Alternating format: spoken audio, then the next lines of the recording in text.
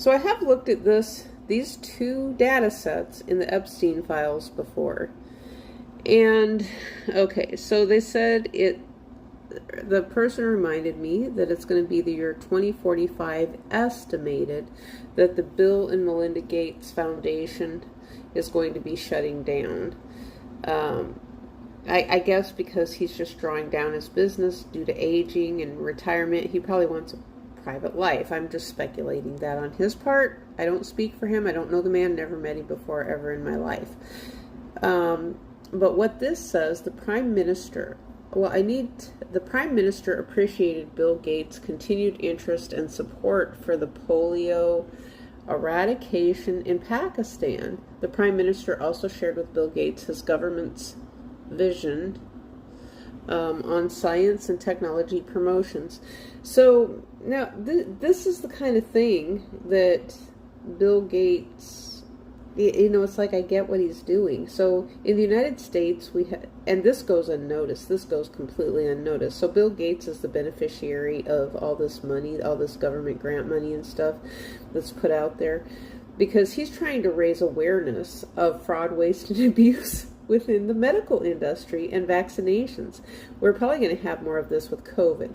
So if people start to see the same thing that I see, and have an understanding. Now, this little thing right here, this says to Epstein, gvacation@gmail. Now, I was going to make a video about this, but I didn't. But it reminded me of Jeeves, Ask Jeeves.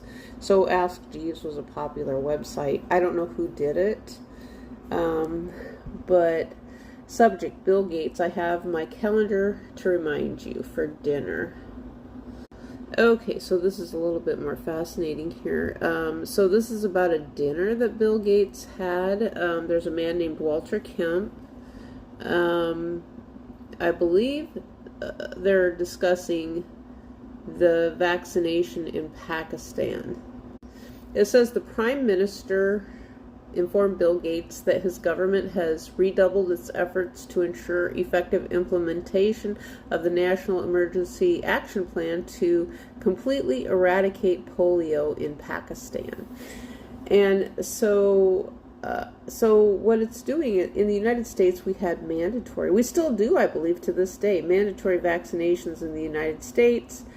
And at the time of COVID, I was raising this issue too. I said, well, there is decentralized countries around the world. That's what they are, decentralized. They're ungoverned countries around the world. They're never really going to eradicate the disease ever.